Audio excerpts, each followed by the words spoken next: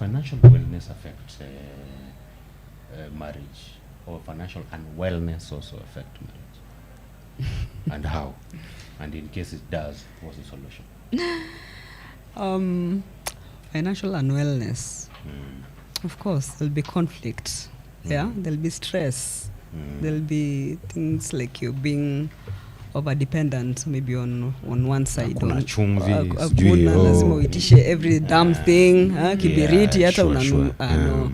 So that will bring conflict, miscommunication pia itaingia hapo. By the way, when you're not well financially, you know, ita interrupt hizo vitu zingine huko in the marriage space. Vitu kama gani? Unajua mimi unajua mimi ni primitive sana. Vitu mingi sijui hapa Afrika. Hapa Afrika vitu mingi sielewi. Mtuongelesha na vizuri yuko kwa hiyo nyumba. There's nothing that will be working out. Kuna activities ambazo zitaweza kuwekwa kikomo kidogo. Mpaka mtaelewana. When there is no that warmth, how will you gel eventually? It is not going to work. So finances, I believe it's probably even the biggest challenge in the marriage institution. And conversations about money must be encouraged. Okay, conversation about money. Okay. Yeah, money, you know, your habits. Money habits. What are your money habits? Yeah. As my husband. Yes. And what is my wife's, all your wife's money habits? Yes. Get to understand. Which ones are compatible? The spender and the consumer. That doesn't go very well hand in glove. Well, there's not like a book that would say these ones and these ones are compatible.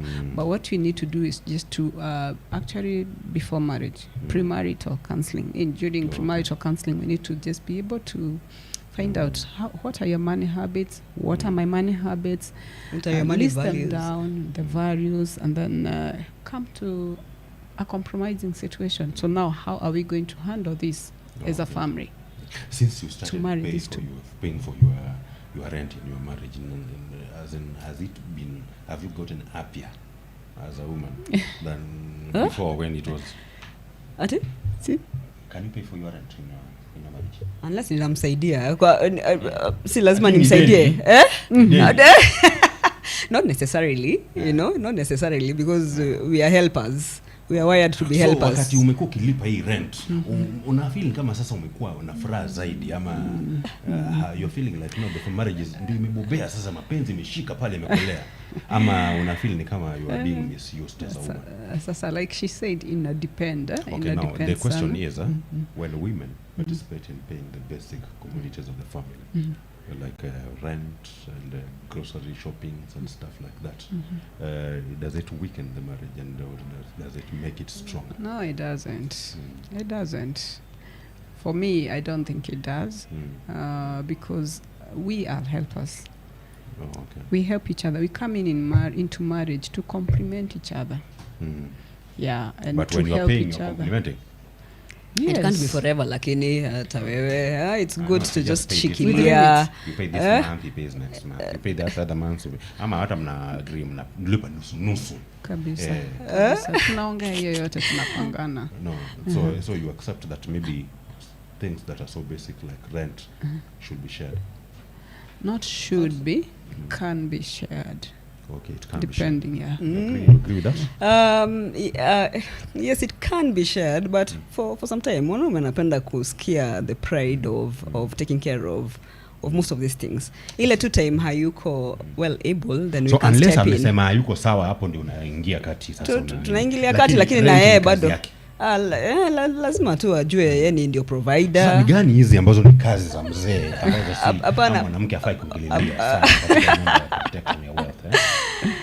Maneno ya kuprovidea jamii na kuprotect jamii tumwachie yeye, ndio kuna financial muscles na biceps za kufanya hivyo, lakini tunamsaidia tu mahali atahitaji usaidizi, na si lazima ikuwe permanent usaidizi. Hata yeye furaha yake ni kwamba anaweza kushikilia jamii yake. Okay. Yeah. So when a man who does not actually adhere to this and eventually for him is comfortable, let tukule bwana wacha mwanini, does he lose his masculinity when that happens? He risks losing. He risks losing because girls want to feel that they are taken care of. Sasa kama yeye ndio na flex muscles, sasa mnaweza kwaruzana kidogo hapo, sinaelewa. Yeah, so I think by and large, especially African men, they just want to feel like they're in control. You'll almost not feel if you're not in control if you're not upping your financial muscles as time goes by. Oh, okay. So I will leave rent, in short. Tutalipa lakini si forever. Okay, for how long will you pay? Haina time frame because you also have to at least unaweza lipa tu for 10 years peke yake. Si forever. Hapana, hiyo ni muda mrefu. Kwani hata kama amerudi shule anafanya masters, anasoma, lazima akuwe anachapa mjengo so that he can be able to provide. You know, he has to provide. Lakini nauza muda mfupi ni ngapi? No, it can't be defined specifically because your situation is but different. It is not 10 years, of course. It can't be 10 years. But it can be 2 years. You really want a number. I want a number to that. Do you think that maybe a couple is supposed to have a common account? Kila mtu wakuwe na account moja. Pesa zikikuja wewe employer wako amelipa leo hapa. Wewe hapa. Then eventually we start from there. Is that actually the best way to go in the family setup in order for us to have good wealth protection and fight against these Shylocks? Well, I would say, you see, like in a scenario where you're in employment, you cannot hold a joint account for salary remittance. No. Umelipwa. Standing order. Utajuaje ile nimelipwa ndio nimeleta? Ama unaonanga payslip. So na believe to integrity. Kila mtu ako na integrity yake pale. Ama na magani. Yeah, basically we need to have separate accounts. But also for common goals, which we agree as a family, we can have a joint account. Say, for example, we have done our financial planning and decided in 10 years we want to have built this nice house, you know. And so walking that journey, we decide that we are going to be pooling funds together into that common pool. That's a joint account. Oh, okay. Yeah. You don't seem to agree. No, sure. If you have common goals. Kila mtu akae na pesa yake.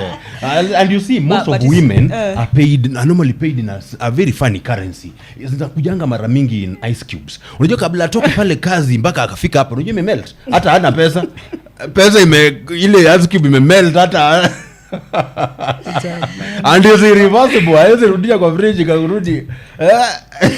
You know, you are separate beings before you came together. Yes. I also had my own separate goals. Yeah. Yes, so having your own personal account is important. You don't usijipoteze kwa hiyo institution before eventually resentment comes over and stuff like that. Yeah. Okay. So when you have a shared goal, then you also decide how much are we contributing towards this common goal. Utupe tu salo yako yote hapo. Bana makosa sana hiyo. Makosa sana bana. So kuna personal account yako. Si ubakishe kitu hata wewe uji enhance, uji nice, uji develop, you know. I think those things are important. You need to remain also as an individual, even within the marriage institution. Common goals contribute towards that, which is fine. Kama najenga manini, you have a shared goal. But pia bakisha kidogo ya personal matters. Okay. Kwa hivyo, before marriage, before you get to this union, what are those very, very common and most important conversations you're supposed to have before marriage? Kila mtu aweke title deeds zake hapa. Kila mtu aweke gari zake hapa. Ama ina conversations. As maybe we had mentioned earlier. What financial conversation, that's what I mean. You know, money values. What does money mean to you? Najua pengine you feel like money, when I have a lot of money in my bank account, I am secure. Oh, okay. Yeah, na wewe una feel when you help around, you're being generous and it gives you joy. You know, those two will conflict at some point. Yeah, so you need to discuss on what money values you have. Yeah, ndio first of all nielewe wewe kwanza kutoka background yako ya utotoni, how did you perceive money? Pengine kuna wale walikuwa wanaenda out every other weekend. Sasa nakuja napatana na mtu hata haendangi mahali kama ule wa Joshua. Umeona ile wa Joshua ule mwenye analialia ule umemwona ule analialia, alafu bwana yake akapigia ule mkurugenzi mwenza Ubina Oga, amempigia simu pale, ule jamaa anasema anapelekanga msichana out pale Jivanji kwa bunge la wananchi, unaona pale yeye amempeleka out sana pale. Oh my goodness. So mnaona mtakuwa na conflict. So you see the expectations of the both of the is different. Money habits, maybe me I save regularly, every other time I get money I want to save, but wewe na wewe unajua ndogoja deal moja, then ile amount tuliagree nitaiweka one off, like a lump sum in that savings, in that joint savings account. So now me who's doing it regularly will feel like okay, you're not putting anything, it's already 2-3 months later ujeka ile lump sum yako, so now I'll start feeling am I being shortchanged here? You get? So money habits pia zitaleta vurugu sana. So conversation that you must have those conversations, isn't it? So that you can also form eventually a financial vision. Sasa you're different like this, I'm different like this. How do we, what do we want to embrace together? And what don't we want to embrace together, isn't it? So that you have a financial vision and your goals therein are created. Okay, so Jen, there are financial conflicts that actually happen in families. Not in families, but with couples. Yes, I'm not saying yours. But I'm lucky, at least I'm saying yours. Yours is good. Yours don't have this kind of conflicts. And but which are these conflicts and how can they be prevented out? Financial conflicts. Yes.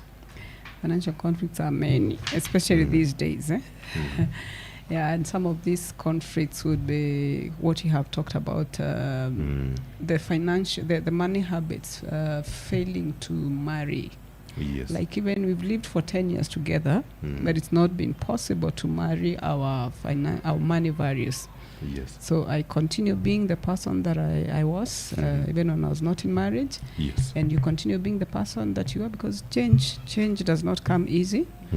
So that is one of the major conflicts. It takes time to marry these two things.